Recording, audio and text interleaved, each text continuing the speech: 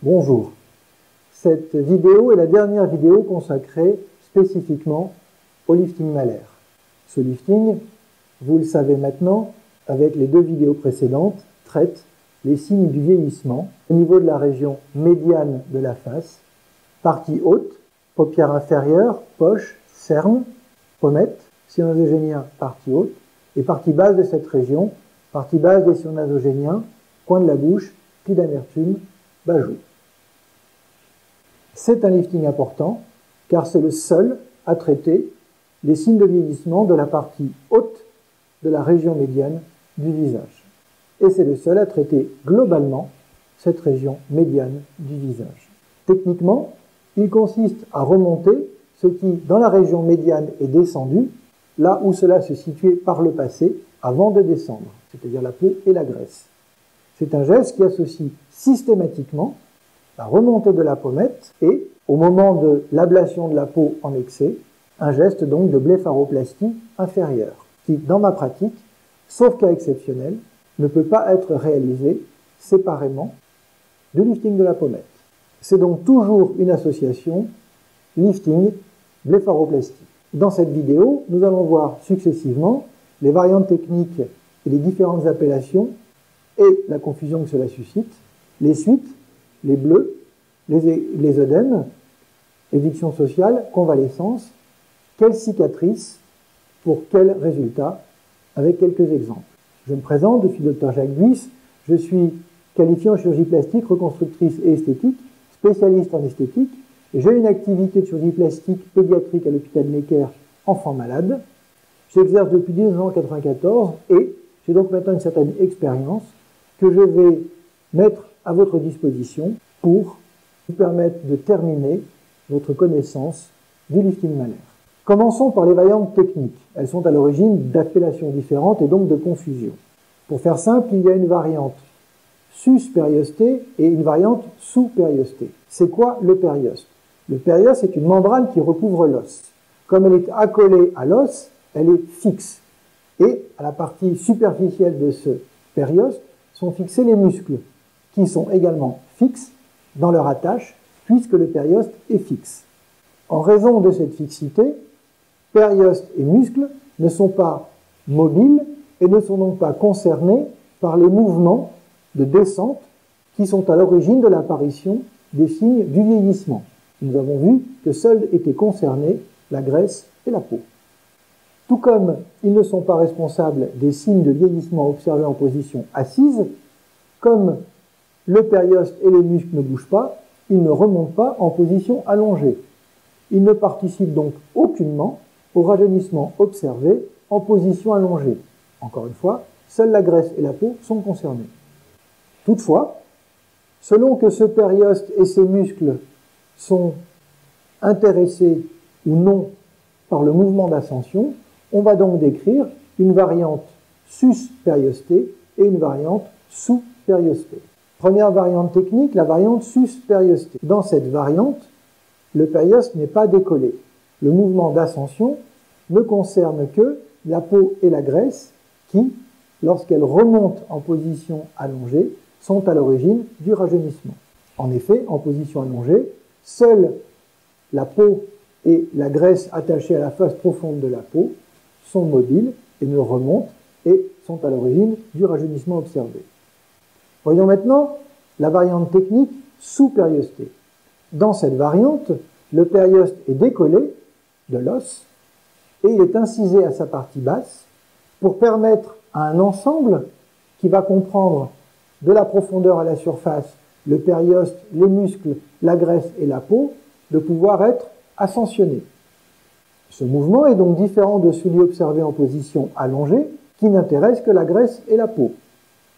Si l'on compare maintenant ces deux variantes, que peut-on dire? Dans la forme sous-périostée, le périoste et les muscles sont mobilisés vers le haut, alors qu'ils ne participent pas au vieillissement en position assise et qu'ils ne sont pas concernés dans le rajeunissement observé en position allongée. Par ailleurs, dans le vieillissement, en aucun cas, ils ne sont descendus. On peut donc légitimement se poser la question de l'utilité d'un lifting qui remonterait des éléments qui ne sont en aucun cas responsables des signes du vieillissement. Et ce d'autant plus lorsque l'on voit en position allongée la qualité du rajeunissement obtenu en ne mobilisant que la graisse et la peau. Si vous décollez le périoste et que vous le sectionnez à sa partie basse, il n'y a donc plus aucune limite à la remontée de l'ensemble périoste, muscles, graisse et peau. Cet ensemble peut donc remonter plus haut que là où il était par le passé lorsque vous étiez plus jeune. Si le volume monte plus haut, alors tel que vous le voyez, cela va entraîner une modification de la forme de la paupière et donc du regard. Dans cette situation, on n'est plus dans un retour à l'état dans lequel cela se situait lorsque, dans le passé, les tissus étaient à leur position normale, mais on a affaire à un changement. La graisse va se retrouver plus haut qu'elle ne l'a jamais été, avec comme conséquence une modification du regard.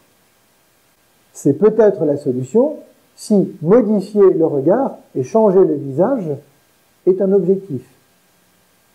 Cette forme sous périostée est appelée en France lifting malaire concentrique. Comme les muscles sont mobilisés, la fixation doit être plus solide, raison pour laquelle le geste est fait sous anesthésie générale parce qu'il faut percer à proximité de l'œil des trous dans l'os pour pouvoir fixer solidement cet amarrage dans lequel il y a des muscles, qui sollicitent plus les fixations. A l'inverse, si vous ne décollez pas le périoste, il y a donc une limite à la remontée de la graisse et de la peau, limite que l'on voit très bien en position allongée. Dans ces conditions, il ne peut pas y avoir de modification du regard, puisque la graisse de la pommette ne peut pas monter au-delà de là où elle était par le passé, puisqu'elle est attachée à sa face profonde aux muscles qui, eux, sont fixes. Comme il n'est pas possible de remonter la graisse plus haut que là où elle était, il n'est donc pas possible de modifier le regard. Il s'agit bien d'un rajeunissement par un retour à une position initiale et non d'un changement par un positionnement au-dessus de la position initiale, comme dans la variante technique sous périostée. Ce positionnement au-dessus n'est pas systématique, mais la section du périoste le rend possible. Alors que dans la forme sus-périostée, on ne peut pas monter plus que ce que ça vient. Et il s'avère que là où on monte, c'est la bonne hauteur, celle qui était la bonne par le passé. Cette forme sus-périostée est appelée communément lifting malaire ou lifting vertical médian. Elle peut être faite sous anesthésie locale et en ambulatoire parce que les muscles n'étant pas remontés, il y a juste le poids de la graisse qui doit être soulagé. Les fixations n'ont pas besoin d'être transosseuses pour être efficaces et solides et pérennes dans le temps. Comparons maintenant l'efficacité de ces deux variantes. Eh bien, c'est facile, on peut la comparer à la fois par la quantité de peau retirée, puisque celle-ci dépend entre autres de son excès et de la remontée de la pommette, et de la pérennité du résultat dans le temps. Commençons par l'excès de peau retiré. Eh bien là, nous ne pouvons pas différencier la variante sus-périostée de la variante sous-périostée, parce qu'encore une fois, chose importante, c'est la quantité de peau qui est en trop, qui va en fait déterminer ce qu'on va être amené à enlever. L'état dans lequel se trouve le vieillissement, c'est-à-dire l'importance de la descente, et donc l'importance de la remontée, et donc de la peau en trop. Et il s'avère, dans ma pratique, puisque j'ai fait les deux, qu'il n'y a pas de différence. Nous allons voir sur quelques exemples. Auparavant, comme cette graisse est fixée dans les deux techniques, elle ne pèse pas sur la paupière inférieure lorsque la patiente est en position assise. Il n'y a donc pas de risque d'œil rond, avec une traction faible sur la paupière inférieure, ou d'ectropion si la traction est plus importante, à condition bien sûr que la résection de peau soit raisonnable. Voyons maintenant les exemples. Les photos que vous allez voir sont des photos réalisées pendant l'intervention. La pommette a été remontée, la peau en excès a été étalée et elle n'est pas encore sectionnée. On va passer assez rapidement dessus. Vous retrouvez dans la discussion les liens qui vous permettent de les voir avec tout le loisir que vous le souhaitez. Nous avons ici quelques excès limités, comme vous le voyez, quelques excès moyens et quelques excès plus importants. Même dans ces cas très importants, il n'y a aucune modification de la forme de l'œil. Aucun œil rond. Parce que la graisse est fixée et parce que la résection de peau a été raisonnable, même si elle est importante. Démonstration, dans ce dernier exemple, il s'agit d'un lifting malaire de type sus-périosté. Comme vous le constatez, il y a une résection très importante de peau en rapport avec la quantité de peau en excès chez la patiente avant la chirurgie, et comme vous le voyez, plusieurs mois après l'intervention, la forme de l'œil n'est absolument pas modifiée, malgré la quantité importante de peau. Donc, l'œil rond n'est pas une fatalité dans ce type de chirurgie. C'est donc que, lorsqu'il apparaît, et a fortiori l'ectropion, c'est un problème technique de mauvaise conception et de mauvaise réalisation du geste. Mais le geste en lui-même, s'il est bien fait, ne peut pas être mis en cause. Si maintenant nous nous intéressons à la pérennité dans le temps, eh bien en fait il n'y a aucune différence. Si ce n'est que, dans le lifting sous périosté, si la pommette est remontée plus haut, au prix d'une modification du regard, eh bien il est évident qu'elle mettra plus de temps à descendre. Mais entre-temps, vous aurez eu votre modification du regard, et donc un changement, et pas un rajeunissement. Voyons maintenant quelles sont les suites, éviction sociale, convalescence de ce type de chirurgie. Commençons par les ecchymoses et par les œdèmes. Il paraît évident que si on décolle le périoste et qu'on fait des trous avec une perceuse, on aura plus de bleus et plus d'œdèmes. Toutefois, il y a des gens chez qui le moindre choc entraîne des bleus et des œdèmes très importants. De sorte que tout se voit, y compris des gens qui ont un lifting sus-périosté, moins agressif, mais qui sont plus marqués parce que leur susceptibilité fait qu'ils marquent plus. Et à contrario, on peut avoir des liftings sous-périostés chez des gens qui marquent très peu, avec des suites très simples. C'est pour ça qu'il n'est pas utile de les séparer dans les suites, parce que ce n'est pas la variante qui va faire que le patient sera plus ou moins marqué, mais souvent quand même sa propre susceptibilité et la manière avec laquelle il conçoit le repos après la chirurgie. Parce que là, parfois, on voit tout et n'importe quoi. Il faut rester calme et tranquille. Cela participe à être moins marqué et à une convalescence plus rapide. Toutefois, dans la majorité des cas, les formes sus-périostées sont moins marquées et les formes sous-périostées sont plus marquées. C'est-à-dire que œdèmes et bleus sont plus importants et ils persistent plus longtemps que dans la forme sus-périostée. Ainsi, dans la forme sus-périostée, pour les bleus et les œdèmes, il faudra plutôt prévoir 7 à 10 jours et dans la forme sous-périostée, plutôt 15 jours à 3 semaines. Mais, encore une fois, avec d'importantes variations d'un individu à l'autre. Et malheureusement, c'est totalement imprévisible. Par ailleurs, il faut garder en tête que dans l'immense majorité des cas, lorsque l'on fait un lifting malaire, avec sa blépharoplastie, on fait également une blépharoplastie supérieure. Parce qu'il n'y a pas de raison que cette région-là vieillisse plus vite que celle-ci. Donc, les bleus et les œdèmes que l'on voit viennent en partie de la blépharoplastie supérieure associée au lifting malaire. Et dans les cas où le lifting malaire est réalisé seul, ce qui est exceptionnel, sauf dans les cas où les paupières supérieures ont déjà été faites avant, eh bien, les suites sont en général moins marquées que lorsque les paupières supérieures sont associées, ce qui, comme je vous l'ai dit, est quasi systématique. Voyons maintenant quelques cas. Là aussi, nous irons rapidement parce que vous retrouverez ces exemples par les liens que je vous donne dans la description. Nous allons commencer par les sous-périostés, donc sous anesthésie générale. Voilà un premier groupe de suites, relativement peu. Voilà un second groupe avec œdème et bleu un peu plus marqués. Et voilà un troisième groupe avec des œdèmes et des bleus un peu plus marqués. Dans ce dernier groupe, le cas de cette patiente est un peu particulier, puisque cette patiente a bénéficié, dans le même temps opératoire, ce que je ne fais plus maintenant, sauf de manière exceptionnelle, de son lifting malaire, avec blépharoplastie inférieure, blépharoplastie supérieure, section des muscles, abaisseur du coin de la bouche, et lifting cervico-facial. Ce qui explique que c'est un gros chantier, que les suites soient vraiment marquées et importantes, comme vous le voyez. Pour autant, à terme, le résultat est très sympathique, comme vous le constatez. Quelques exemples maintenant de suites dans la variante sus-périostée. Eh bien, là encore, voilà ici un groupe avec des œdèmes et des ecchymoses très modérés. Voilà ici un groupe avec œdème et ecchymose moyen, va-t-on dire. Et voilà ici un groupe avec des ecchymoses plus importantes.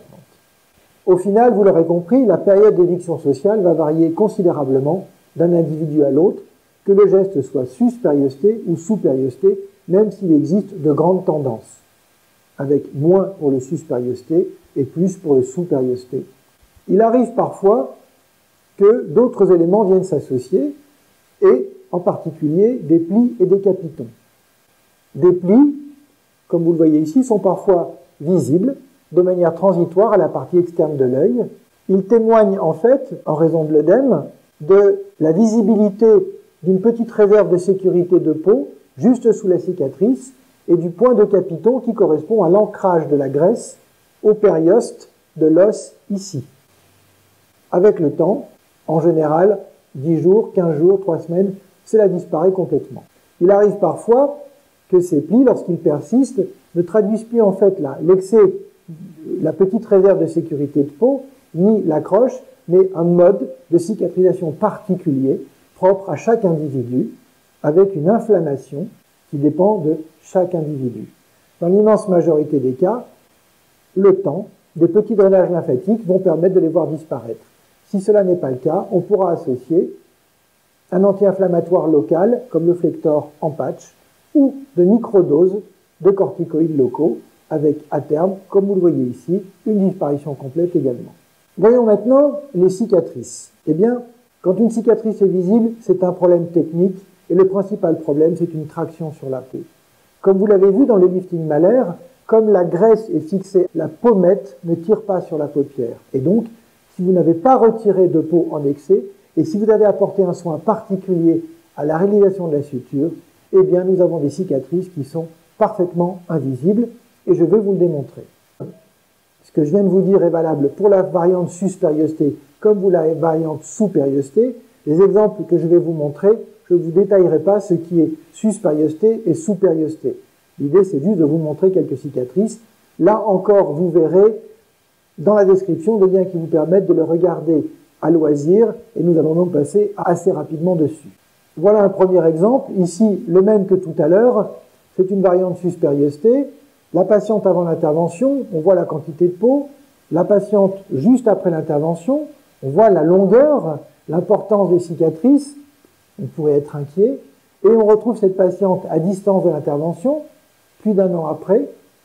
Vous voyez que les cicatrices sont parfaitement invisibles et que la forme des yeux est parfaitement conservée, alors que la quantité de peau enlevée était très importante. Voilà ici d'autres patientes. Il y a donc plusieurs exemples. Voilà, je les laisse défiler. Vous les retrouverez tranquillement avec les liens, encore une fois, qui sont présents dans la description et qui vous permettent de les retrouver soit sur mon blog, soit dans ma galerie de photos au niveau de mon site. Comme vous le voyez, on ne voit rien, jamais. Et c'est systématique. Donc, ce n'est pas un problème de votre peau. Quand il y a un problème, c'est une malfaçon, c'est un problème technique. Trop de peau a été enlevée. Et pas assez de soin a été apporté à la réalisation de la suture, qui doit être fait tranquillement, sous loupe. Nous allons terminer cette vidéo consacrée au lifting malaire, bien entendu, en montrant quelques résultats. Là encore, comme il s'agit d'une vidéo qui est longue, vous aurez dans la description les liens qui vous permettent de retrouver les photos dans mon blog ou dans la galerie de mon site. Ces exemples de résultats illustrent le fait que le lifting malaire est un outil indispensable, incontournable dans le rajeunissement du visage et qu'il n'est pas concevable qu'un chirurgien ne puisse pas en disposer. Nous allons les séparer en résultats de variante sous-périostée et ensuite en résultats de variante sus-périostée. Commençons par la variante sous-périostée, avec ici donc un certain nombre de cas qui, comme vous le voyez, chaque fois, donnent des résultats qui sont naturels, avec des cicatrices qui sont invisibles, et la raison pour laquelle ils ont été réalisés, eh bien l'objectif est atteint, et les patientes sont satisfaites. Voyons maintenant quelques exemples de la variante sus-périostée, que je pratique maintenant, puisque j'ai arrêté, sauf cas exceptionnel, de faire la variante sous-périostée, puisque j'obtiens avec un geste sous anesthésie locale, en ambulatoire et avec des suites moins importantes, des résultats comparables, qu'il s'agisse du rajeunissement procuré et de la durée dans le temps. C'est sur ce dernier et très beau résultat que nous allons donc nous quitter. Vous trouverez, comme d'habitude, dans la description, les liens qui vous permettent de retrouver l'intégralité des textes et des photos de cette vidéo, ainsi que l'accès à d'autres informations, donc dans la description. Et je vous dis à bientôt pour de nouvelles vidéos. Merci.